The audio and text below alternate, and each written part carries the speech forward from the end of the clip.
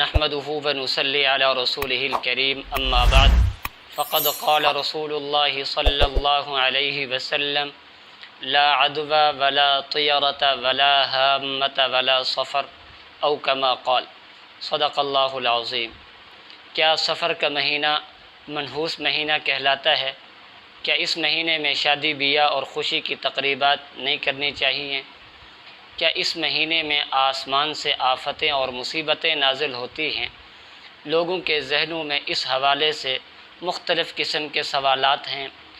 آج کی اس نشست میں ان سوالات اور خیالات کے متعلق چند معروضات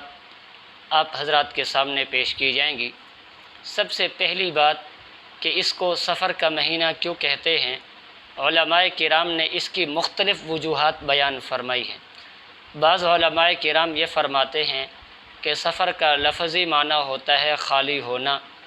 چونکہ اس سے پہلے جو 3 مہینے گزرے ہیں ذوالقعدہ، ذوالحجہ اور محرم، ان کو اشہر حرم کہا جاتا ہے۔ ان کی عزت، حرمت، تقدس جس طرح اسلام میں ہے اسی طرح اسلام سے پہلے زمانہ جاہلیت کے لوگوں میں بھی تھا، اور وہ ان 3 مہینوں کے اندر لڑائی جھگڑے، قتل و غارت، ڈاکہ زنی، چوری، ان چیزوں سے، ان جرائم سے باز رہتے تھے۔ جیسے ہی محرم کا مہینہ ختم ہوتا، سفر کے مہینے کا آغاز ہو جاتا، تو پھر وہی عرب کے اندر دوبارہ جنگ، دوبارہ قتل و غارت، دوبارہ ڈاکہ زنی، چوری چکاری شروع ہو جاتی تھی، جس کی وجہ سے ان کے گھر خالی ہو جاتے تھے، اس لیے اس کو سفر کا مہینہ کہتے ہیں۔ اور بعض علماء فرماتے ہیں کہ سفر کا لفظی معنی ہوتا ہے خالی ہونا، چونکہ اس مہینے کے اندر عرب کے لوگ اپنے علاقوں کو چھوڑ کر دیگر علاقوں میں غلہ جات لینے کے لیے چلے جاتے تھے، ان کے علاقے خالی ہو جاتے تھے، اس لیے اس کو سفر کا مہینہ کہتے ہیں۔ اور بعض علماء فرماتے ہیں کہ سفر کا لفظی معنی ہوتا ہے زرد ہونا، پیلا ہونا، چونکہ اس مہینے کے آغاز سے موسم خزاں شروع ہو جاتا تھا، جس کی وجہ سے درختوں کے جو پتے ہیں ان کا رنگ زرد اور پیلا ہو جاتا تھا، اس لیے اس کو سفر کا مہینہ کہتے ہیں۔ سفر کا مہینہ اسلامی سال کا دوسرا مہینہ کہلاتا ہے، اور سفر کے مہینے کو امتیازی حیثیت حاصل ہے۔ جہاں تک اس مہینے کے حوالے سے لوگوں کے ذہنوں میں خیالات ہیں، توہمات ہیں، تو ان کی کوئی حقیقت نہیں ہے، اس لیے کہ اسلام نہایت صاف ستھرا اور پاکیزہ مذہب ہے، اور حقیقت میں اسلام ہی وہ دین فطرت ہے جس پر عمل کرنے سے انسان کو دونوں جہانوں کی کامیابیاں حاصل ہو جاتی ہیں۔ اس لیے اسلامی تعلیمات کے اندر سفر کے حوالے سے جو لوگوں کے ذہنوں میں خیالات ہیں،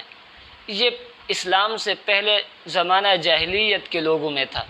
کہ وہ اس مہینے کو منحوس سمجھتے تھے۔ اس مہینے میں وہ کہتے تھے کہ جی شادی نہیں کرنی چاہیے، کیوں بھئی؟ اس لیے کہ سفر یہ صفر سے ہے، صفر کا معنی ہوتا ہے ناکام ہونا، نامراد ہونا، تو اگر اس مہینے کے اندر شادی کی گئی تو وہ بھی نامکمل ہوگی، نہ تمام ہوگی، اس کے اندر خیر و برکت نہیں ہوگی۔ اسی طرح بعض لوگ یہ کہتے ہیں جی اس مہینے کے اندر کاروبار شروع نہیں کرنا چاہیے، کیوں بھئی؟ اس لیے کہ اگر اس مہینے کے اندر کاروبار شروع کیا گیا تو پھر کاروبار کے اندر برکت نہیں ہوگی۔ اسی طرح بعض لوگ یہ کہتے ہیں کہ سفر کے مہینے میں جو ہے سفر نہیں کرنا چاہیے، اس لیے کہ اگر سفر کیا تو جس جگہ جا رہے ہیں، جس کام کے لیے جا رہے ہیں، اس سے فتح نہیں ہوگی۔ اسی طرح بعض لوگ کے اندر یہ خیال ہے کہ سفر کا مہینہ جو ہے اس مہینے کے اندر آسمان سے آفتیں اور مصیبتیں نازل ہوتی ہیں۔ اسی طرح بعض لوگوں کے ذہنوں میں یہ ہے کہ سفر کے مہینے میں آسمان سے جنات نازل ہوتے ہیں جو لوگوں کو تکالیف پہنچاتے ہیں، اور بعض علاقوں میں بھی تو اس طرح کیا جاتا ہے کہ اس مہینے کے اندر ڈنڈا لے کر گھر کے در و دیوار کو، گھر کے اندر جو سامان موجود ہے، بکسے ہیں، پیٹیاں ہیں، ان کو ڈنڈے مارے جاتے ہیں۔ وہ اس لیے کرتے ہیں کہ جی جب اس طرح ڈنڈے ماریں گے تو جو جنات ہیں جو آسمان سے آئے ہیں تکالیف پہنچانے کے لیے، وہ گھر سے بھاگ جائیں گے، گھر سے نکل جائیں گے۔ اور اسی طرح بعض لوگ کہتے ہیں جی گھر کے اندر اس مہینے کے اندر قرآن خوانی کرنی چاہیے تاکہ گھر کے اندر برکت ہو، گھر کے اندر سے مصیبتیں ختم ہو جائیں۔ تو اس حوالے سے یاد رکھیں، قرآن کا پڑھنا یہ باعث برکت ہے، اور قرآن کی برکت کا تعلق کسی وقت یا جگہ کے ساتھ نہیں ہے۔ قرآن جس وقت پڑھا جائے اس سے برکت ہوتی ہے، اس سے اللہ کی رحمت نازل ہوتی ہے۔ قرآن جس جگہ پڑھا جائے اس حوالے سے اس جگہ میں برکت نازل ہو جاتی ہے۔ تو اسلام کا نقطہ نظر یہ ہے کہ نہ تو کوئی دن منحوس ہے، نہ کوئی وقت منحوس ہے، اور نہ کوئی مہینہ اور سال منحوس ہے۔ باقی آسمان سے یہ جو کہتے ہیں جی اس مہینے میں مصیبتیں آتی ہیں، مشکلات آتی ہیں،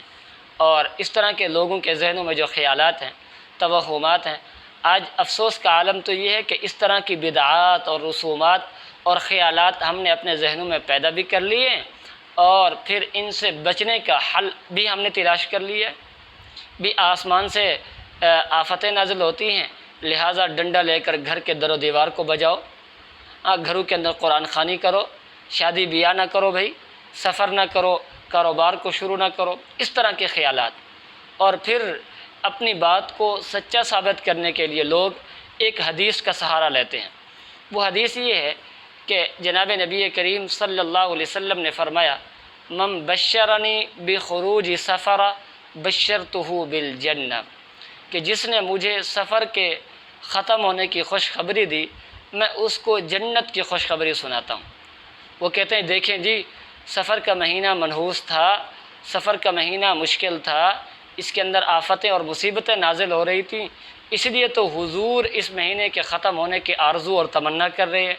اور اس کے ختم ہونے کی جو شخص خوشخبری سنائے گا اس کو جنت کی بشارت سنانے کی حضور صلی اللہ علیہ وسلم خوشخبری سنا رہے ہیں۔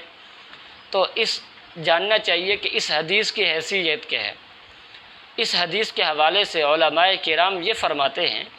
کہ یہ حدیث، جس میں ملا علی قاری رحمۃ اللہ علیہ وہ فرماتے کہ یہ حدیث موضوع اور من گھڑت ہے، اس حدیث کی کوئی حقیقت نہیں ہے، اور اگر اس حدیث کو صحیح بھی مان لیا جائے تو پھر اس حدیث کا مطلب اور مفہوم یہ ہے، چونکہ اس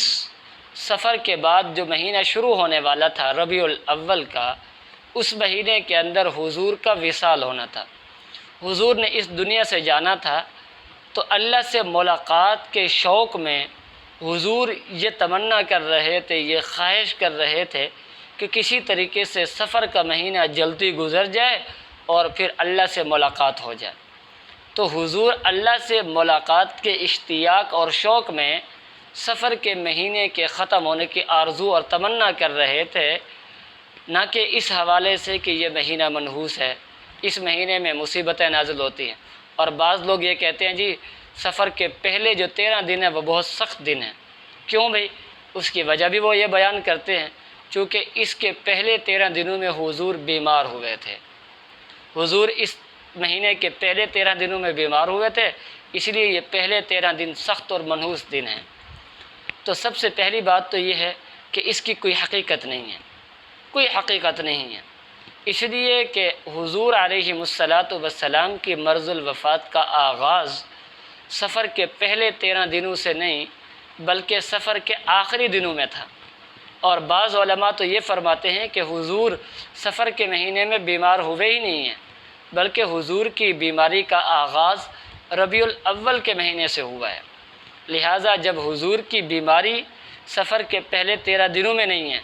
اور بعض علماء کے قول کے مطابق حضور سفر میں بیمار بھی نہیں ہوئے،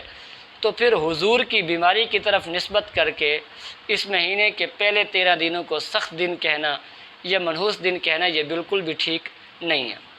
اور اگر ان کی بات کو تسلیم کر لیا جائے کہ حضور سفر کے پہلے 13 دنوں میں بیمار ہوئے تھے، تو پھر ہمارا سوال ان سے یہ ہے کیا حضور نے اپنی بیماری کی وجہ سے ان مہینوں کو برا بھلا کہا ہے، ان دنوں کو برا بھلا کہا ہے کہ یہ دن بڑے سخت دن ہیں، کہا ہے حضور نے کہ یہ دن منحوس ہیں اس لیے کہ ان دنوں میں بیمار ہو گیا ہوں؟ ہاں، معلوم ہوتا ہے کہ اس کی کوئی حقیقت نہیں ہے، یہ صرف لوگوں کی ذہن سازی ہے۔ افسوس کا عالم یہ ہے کہ لوگ آج ہاں نحوست کی نسبت آفتوں اور مصیبتوں کی نسبت دنوں کی طرف کرتے ہیں، مہینوں اور سالوں کی طرف کرتے ہیں،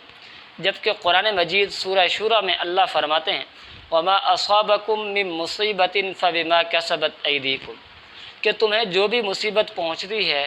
تکلیف اور آزمائش پہنچتی ہے، بما کسبت ایدیکم، وہ تمہارے اپنے اعمال کی وجہ سے ہوتی ہے، تمہاری بداعمالیوں کی وجہ سے ہوتی ہے۔ آج ہم پر جو مصیبتیں نازل ہو رہی ہیں، مشکلات آ رہی ہیں، تو اس کے پس پشت جو وجہ ہے اصل، وہ ہے ہماری بداعمالیاں،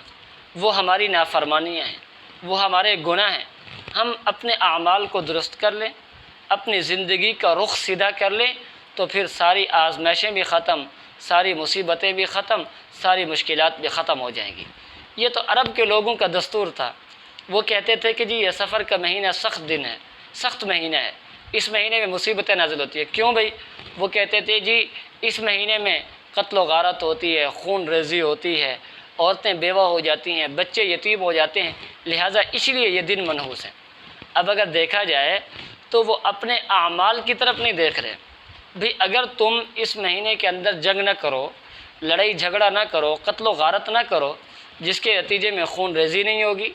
مردوں کا قتل نہیں ہوگا، جس کے نتیجے میں عورتیں بیوہ نہیں ہوں گی، بچے یتیم نہیں ہوں گے، اب وہ اپنے عمل کو درست کرنے کی بجائے، اپنے عمل کو ٹھیک کرنے کی بجائے،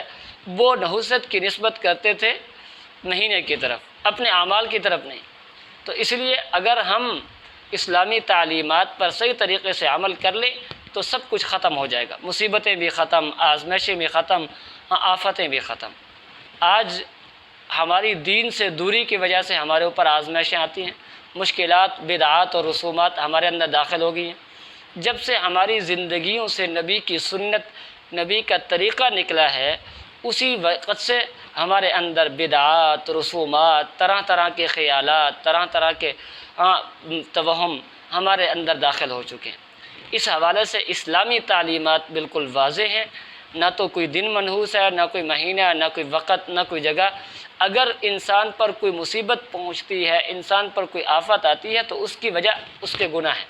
اس لیے ہم جب اپنے اعمال ٹھیک کر لیں گے تو اللہ کی طرف سے ہمارے اوپر آسمان سے رحمتیں نازل ہوں گی، آسمان سے اللہ کی طرف سے ہمارے اوپر مہربانی اور عنایات کی بارشیں ہوں گی۔ اللہ رب العزت سے دعا ہے اللہ رب العزت عمل کرنے کی توفیق نصیب فرمائے۔